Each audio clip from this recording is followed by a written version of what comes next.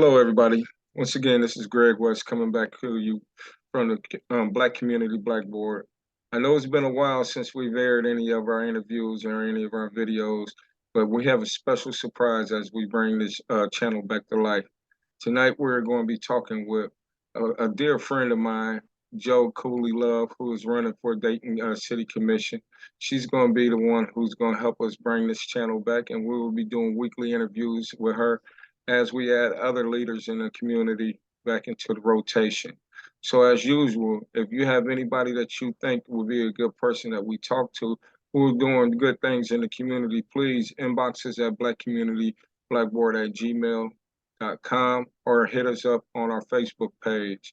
We are always looking for more people who are out in our community helping each other, empower each other to grow and heal and communicate. So with that being said, you can find us, like I said, on Facebook and other social medias, and also our email that I will put in the description. We also will have Joe's information in the description and everything. So with that being said, let me introduce our guest for tonight. We're talking with, like I said, Jo Cooley-Love. She's a Dayton native, born here in the city of Dayton.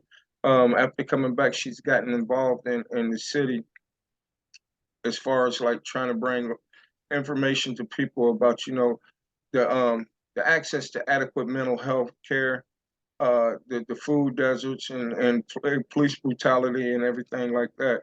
And I'm not going to spend much time talking about her introduction. I'm going to let her introduce herself. Jo, it's your turn right now. Please I give it. appreciate that. I appreciate that, Greg. Thank you. As you stated, my name is Jo Cooley-Love, and I'm running for City Commissioner. The City Commissioner and the mayors, those positions, they're currently operated as your voting board, basically. They run the city on behalf of the inhabitants. And a lot of the individuals, or some of the individuals currently operating that position or running for that position, are doing it for themselves. I'm not doing it for me. I'm here for the people. I want to help the people as much as I can because after, like you said, coming back to Dayton, I've seen how uh, I know it was already happening, but it opened my eyes and sitting in it and seeing as it is right now, where the resources aren't being invested into our people. Um, it is just, it's heartbreaking. And so I currently work with grassroots organizations that provide, we go in, we try to provide or looking to get in adequate health care in areas of Dayton where there is not currently. We, we're, I work with companies that do work in affordable housing, nutritional foods, and providing that to the community and funding small businesses around Dayton. Um, the Dayton currently, has less people than Kettering, but we have a higher poverty rate. We have less housing, but we have more vacancies. And the people are leaving at 1.5 times the rate as the people of Kettering because it's not sustainable here not to live a healthy, happy life. I'm looking to right these wrongs. I'm looking to make, bring the love back to Dayton and make this a human rights city. Okay. So if I were just the average citizen who didn't know Joe, and Mm, I heard that you were running for city commission, yeah. why would I want to vote for you? I mean, if I had to take it as an average citizen and they have no idea who I am, I would say you want to get to know me first. So I wouldn't even say you could vote for me until you got to know me. But once you did, you would see what I stood for. I stand for like truth, honesty, integrity. Like these words, I can't even see if they're thrown around anymore, but they are. Where's the follow through? So I like to always put my action behind my words, and everything I've done since I've gotten back to the city, I've truly tried to help where I can. When they started to pass down that ARPA money, they put out so the ARPA is the American Rescue Plan Act. For those who don't know, it is federally provided money to the state, the city, and the county in order to not only address COVID issues, but to address the systemic issues that have been in place since our country was established that were then exacerbated by COVID. And so basically, they were trying to change and give us equity through these funds And the way that the NOFO, or Notice of Funding Opportunity, came down from Dayton to the people to allow them to get access to it, it was it was what it always is. It seems like it was disenfranchising. It was discriminatory. You had to be of a certain class. You had to be of a certain. There were just certain characteristics that it seemed like beyond what they were asking for on paper, they targeted to assist, and then to not actually do what the money was for. It also, well, let's just say it how it was. I was told by a gentleman who was high up and had connections that they had already planned to not give less than 3% of this money to Black people. That, and the way that it came down and the way that they've actually allocated the money, I calculated, and it is truly less than 3%. So they follow accordingly, but it is not to the people that they should be representing. So if to go back to all that, why you shouldn't you vote for me? Because I live here. I see what's happening. I see it happening to me, but it's not just to me that it's happening to. And so I want us to to to to raise that consciousness together. And so it's not that I do this for me. I truly do this for the people. I know when you were introducing yourself, you were talking about, the high poverty rate and the vacancies in city of Dayton. If you Yeah. are if you are elected as city commissioner, what are your plans to help combat some of your because like staggering, scary statistics, like that we really have that. I believe that a lot of people don't understand that, even though like 30% of most Daytonians live beyond, what I'm saying, the poverty rate. We Yes. have a high, like for our kids, there's a high homeless rate. There's a high homeless rate in Dayton period. So what will be your plans to help combat some of these things? Absolutely. And I think it has to be a multifold attack, because it is not just the housing crisis that is an issue. It is maintaining um, your financial situation.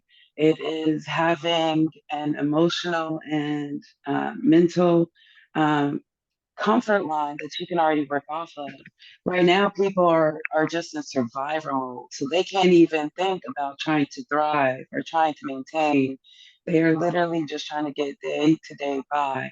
And so, not only do we need to, one, they're talking about doing 18 million of demolition, and most of that is not going to be in the areas that affect the people that are dealing or suffering from housing situations. They're not going to be in Black neighborhoods. They're not. They're not. So then take away that demolition. There are houses here that can be renovated.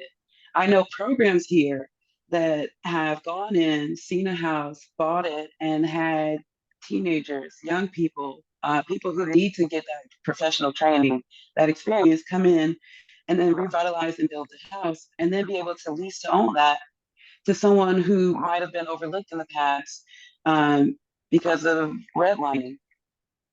And so it's investing that 18 million one into the communities where we need to actually make sure are experiencing um, the systemic issues that have been in place.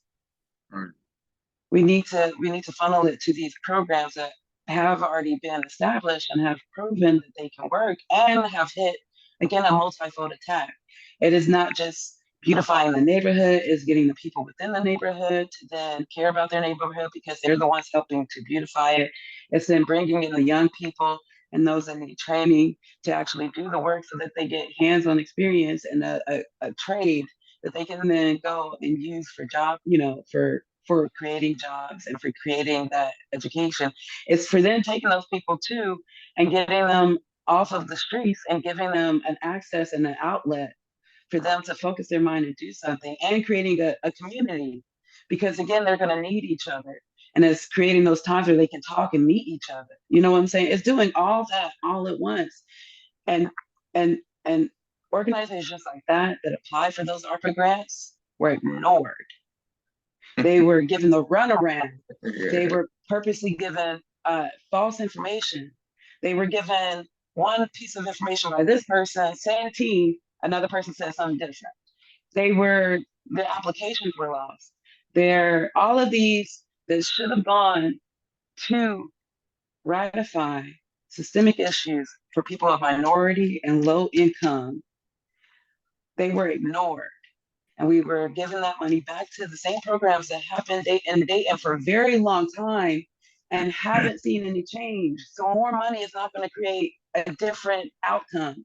They're just going to have more money to sit on because they're not actively working the programs that they need to be working in the areas that they need to be working on.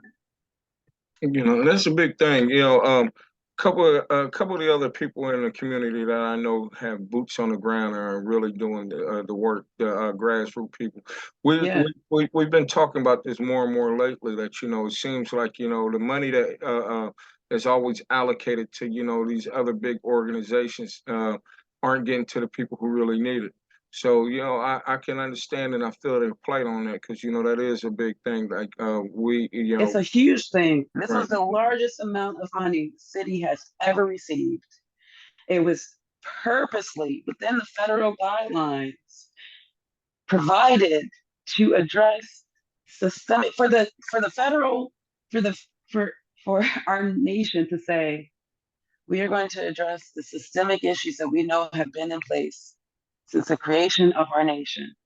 And we are giving a large amount of money to do this and to do this right and to get it into the hands of the businesses, of the people that can actually create this change on that level, change to where it is equity now, change to where you actually aren't fighting just to live, you are thriving because you have a support system, you have a community, you have your rights being listened to instead of trampled on. And they are putting 46.9 million of 138 into policing. Policing. right. And they say it's because they want to build a super building, but a super building still doesn't cost 46.9 million. You can put a lot of military grade weaponry in that building under that same guise. I don't like where it's going. I see it too clearly. They're not even bad at hiding it. And it's just that people aren't paying attention. And so Right. they're able to get away with it so blatantly. And I, for one, am done, but I need everyone to be done with me because it is us that they're not listening to.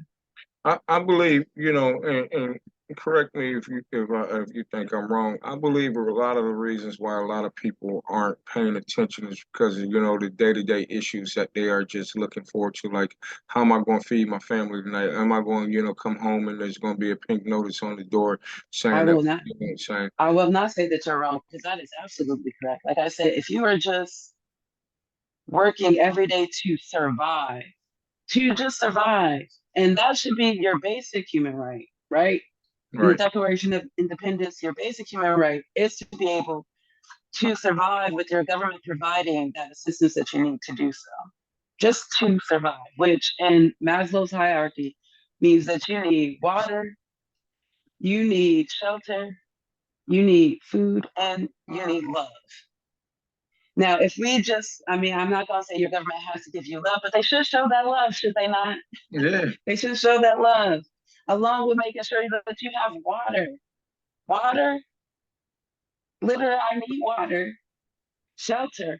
Even if you can't give it to me, help me get it and maintain it and sustain it. We used to have programs like this. right. Kettering has programs like this.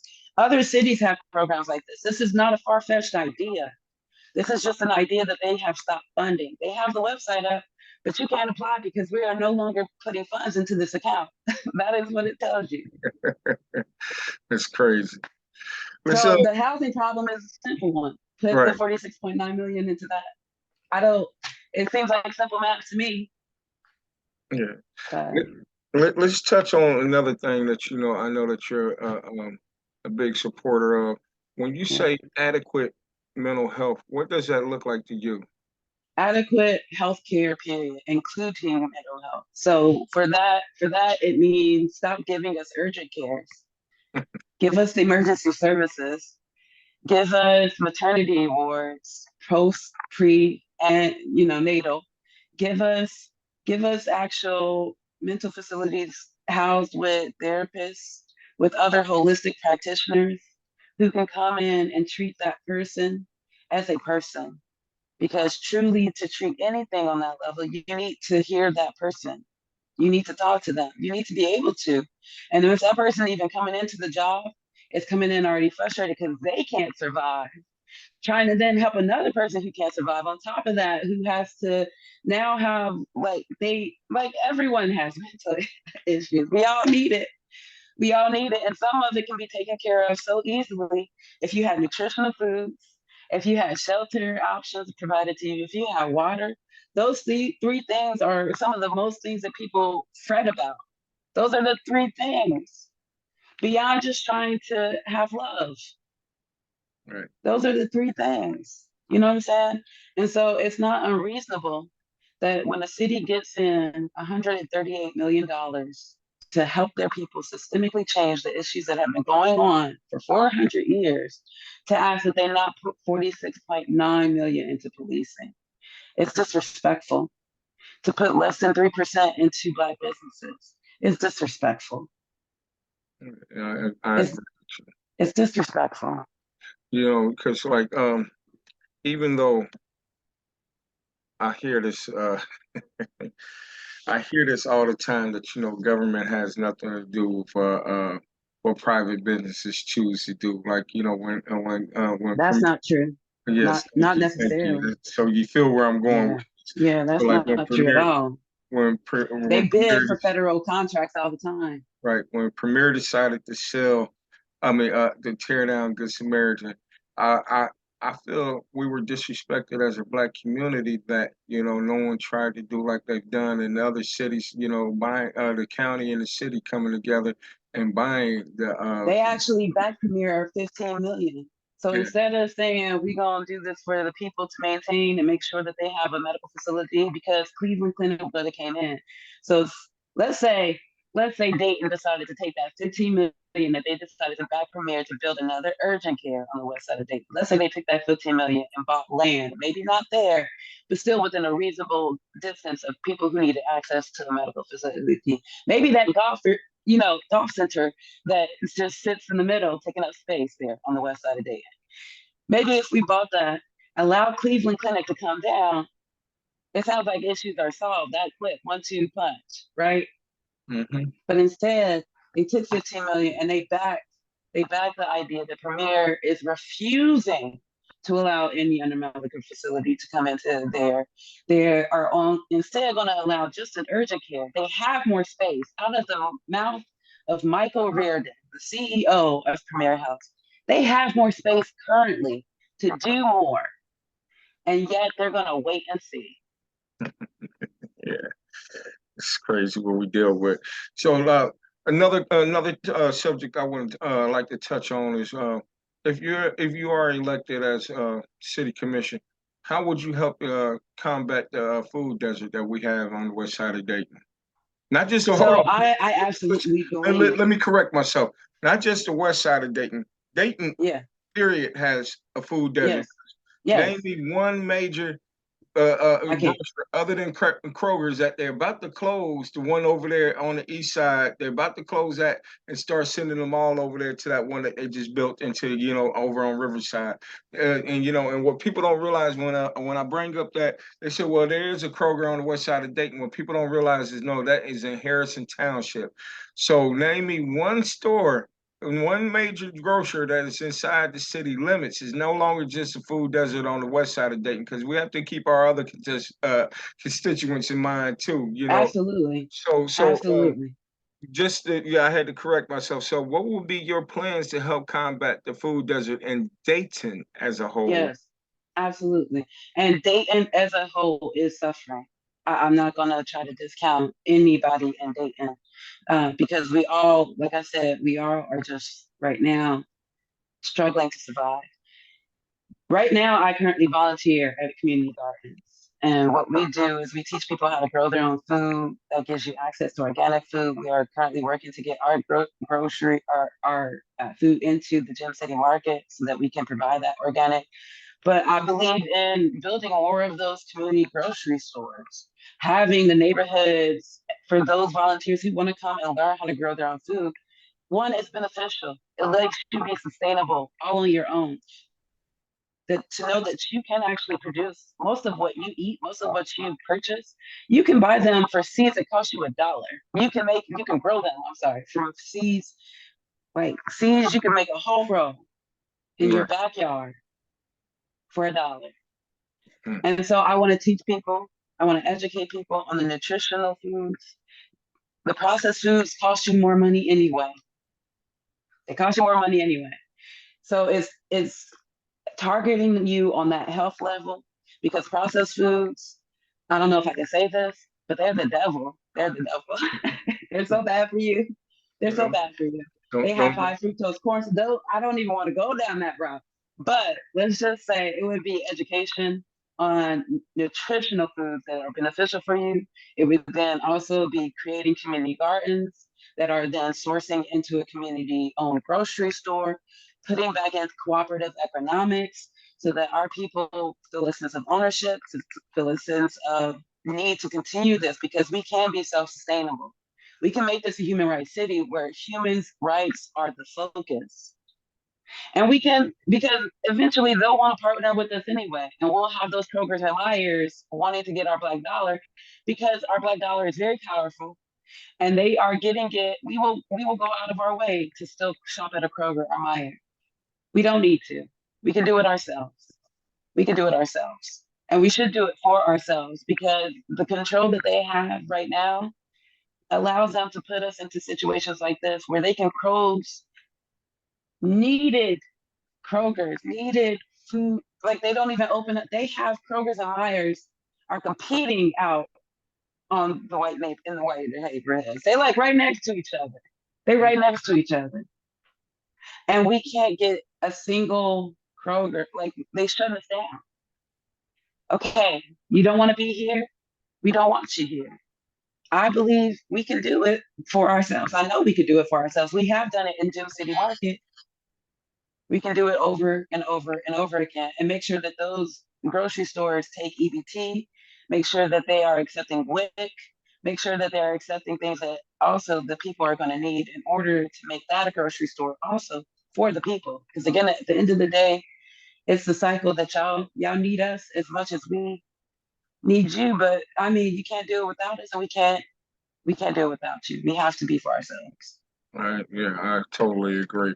Like some of the issues that have been going on, in our city for the longest is like, well, and I know me and you agree on this a lot that we need to have more voter education. Not, Absolutely. I'm not going to say that voter registration drives aren't important because they are.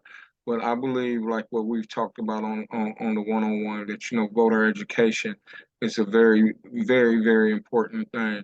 So, as a person who will be a community leader and also hopefully a city commissioner, how would you go about trying to get more voter education into the communities and into the places that need to be done, that need to hear about this the most? Uh, we have agreed on this, and it is essential. And I stood on the fence of this myself because it did feel very disenfranchising for the longest time, and still can, because they trample over your rights all the time. And so you think, why should I vote? Why should I cast? But a lot of time, people are casting just for the general election, the presidential election, and they're not focusing on casting for the local election. So I think, and my platform has been and continues to be as I go through and go into these neighborhood meetings and talk to people one on one, educating them on their local election and how important it is to vote at your local. I mean, federal is cute, federal is nice, but by the time it gets down to us, it's our local government that is actually controlling where our dollar is going. The city got money. The federal government granted the city the money, but the city got the money, and now the city is deciding what to do with it. And our city is ran by our mayor and our commissioner and our manager. And actually, in our charter, the manager is here and the commissioner and the mayor are here. And so she dictates where the money is going and they agree with her decision. And so what we need to change is we need to be able to reverse that, spread that out, and make sure that we have someone in that position, then taking the ideas and the policies from the commissioners who are doing this work and funneling it down to her. And I get that right now the commissioner positions are part-time, but they have to it has to be someone who is focused on this because this is how our city is run. And so it's educating people on how your city is run, letting them know what your city commissioner actually does. Because a lot of times when I say I'm running for city commissioner, people don't know what that means. And so truly educating it, breaking it down to the because a lot of times it's in legalese. That's like I don't have time to read all this. Again, I'm just trying to survive. I Right. don't have I don't have time to like have to wade through what you're saying just to understand what you're saying. I literally need it quickly. I get that. I get that. And we can provide it quickly because honestly it just breaks it down to voting your local elections. You have local elections every 2 years for a Mhm. city commissioner, and I believe every 4 for mayor. For mayor, yep. And And so it's funny to me that the person who runs the city is not an elected position. And here it is that, the people that we go and vote for really only go by the city manager's recommendations. and that's not someone we got to choose. You're right. So is it And really, she's been in since 2015. yeah, And from what I can see, so is it really power in the people? That's the yes, question. Or is the power in yes, the city manager? exactly. And if you're a people being run, if you care about how you're being governed, I say you need to get out and vote. Like that. That's the simple ABC 1, 2, 3 of it. It is you being governed. It is you that are getting these lack of resources. It is you that is seeing your streets and potholes. But also, it's each and every one of us. Like we all get frustrated running over a pothole. We all feel it, but it's you, it's me, it's us being governed. And the way that we get back our governance in this system is a vote. Right, It's to take your voice, your vote, and apply it, and specifically apply it to your local election. And so it's educating people on local election and what that is, what it means, because they're the ones controlling what's happening to you right now. right. Now, I understand that you're not running as underneath of one of the major parties. What was your decision in doing that? So it's not necessarily that at all. This is a nonpartisan race. And so there's no partisanship that we have to worry about because it's a primary election. It is for your local governance. They shouldn't actually have a main backing or main partisanship because, again, this is nonpartisan. We are here to make sure the policies and procedures that are put in uh, that are governing you are, are done without any outside interference, that are done with the people's interest in mind, not with the party's interest in mind. I agree. I agree. Joe, this has been real good and interesting, and I'm looking forward to our weekly conversations. Yes, We're not going to call these interviews; we're going to call them conversations. yes, And, absolutely. and as we go forward, I'm looking more and more into you bringing more of your ideas and educating the people on why they should look for you on the ballot, and not just look for you, but hit that check mark there. Now, I know that you still need to get some signatures for the to get on the ballot. Where will be places that people can find you or other people that they can uh, uh, sign your ballot.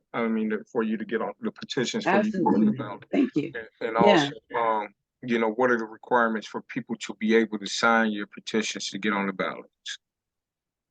absolutely. Okay, thank you. So for for signing the petition, you have to be a Dayton resident and you have to be a Dayton registered voter. Do not let the Dayton registered voter issue stop you. Even if you come and find one of us that are going to have our signature pads, I always make sure those individuals have voter registration papers as well as absentee ballot forms. That way, not only can you register, you can create, if you're not a person that likes to go in, you can request your ballot to be sent directly to you. And we will even have information letting you know how to go through the process. You can find us at Third Perk downtown, across from the library. You can find petitions with Lock and Loaded, Fish and Fry, Sea Lock at Ruts, with Munch and Buddha there on James H. McGee. You can find it with Greg West. You can find it with Julio Mateo. You can find it with a lot of my volunteers that are going to be coming. I will be showing up to events. I will be at tomorrow the Black Excellence Program at 6 o'clock at the school here on Kiwi Street. Sorry, let me get the school. Dayton Smart Elementary. They are going to have a Black Excellence Program starting at 6 o'clock. I will be there.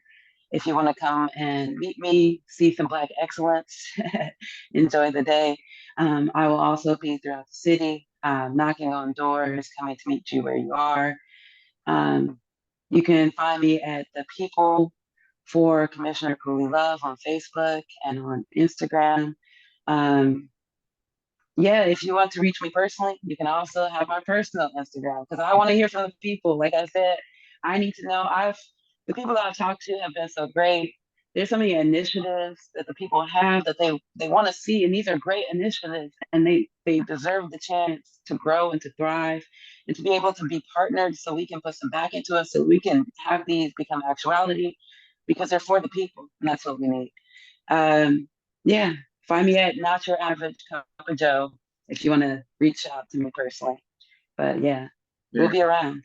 And again, I like to say thank you, man, for our conversation. And like, because we get so much of the narrative about our youth, or our younger Black people in our community, of how Yeah, much negative that they're doing. So anytime we have a chance to talk to somebody who's doing positive and show them, they break that narrative, to show them that we have more people doing good in our community than the media, likes to talk about.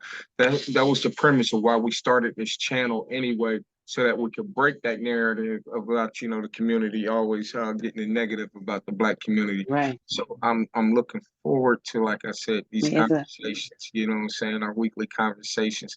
From time to time, you can bring in one of your guests so that we can talk to them also, and hopefully we'll get to the point where we'll do some live segments too, where the people can come on and ask questions that they need ask, and you can give them your straightforward, honest, not the political answers that we hear so often, but the yeah. honest answers that I ain't somebody. got nothing but honest answers. Sometimes I gotta catch myself like, whoop, that said too much, but I can't say enough. So I'm Yeah, just gonna say what I can. You know what I'm that's right. saying? That's right. So So again, we will be putting your information in the chat. I mean, in the description, so everybody will be able to find you. But just before we get off, please give them the email that they be able to reach you at if they have any yes, questions, or if they would like to invite you to any events that they have coming up. yes. You can reach me at Joe at Cooley-Love. That's my personal, or 4@CooleyLove.com, and that's CooleyLove.com. 4 FOR and Joe JO. Okay. And again, I'd like to thank you, for taking this time on this today to Oh, do you mind go if ahead, I sign that really quickly? do do what you need to do. Okay.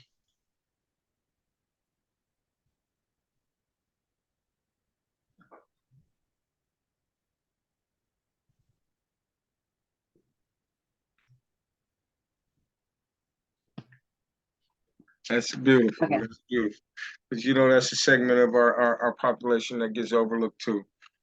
So I really like to thank you again, and I'm looking forward to our weekly conversations. With that being said, again, I'd like to thank everybody who joined in for this episode this week. here at Black Community Blackboard. And as I always say before when I sign in and when I sign up, if there's some people in our community that you believe that need to be highlighted, you know, a school teacher, a shop owner, just your average person who's doing something positive in the Black community, please let me know. Yeah, hit me at, Black Community Blackboard at gmail.com so that we can get a chance to get them out here and highlight them, because it's time for us to, change that narrative that we are always just, paraded in front when it's time to talk about crime, but show that we are doing very, very, very positive things in our community so that we can break down that narrative that we're just all criminals and bad people. And our youth can see the positive that's really going on and give them hope. So with that being said, I'd like to thank you again, Joe, and I'll be looking forward to meeting with Thank you. you. All right. Absolutely. Everybody have a good day. Have a good one.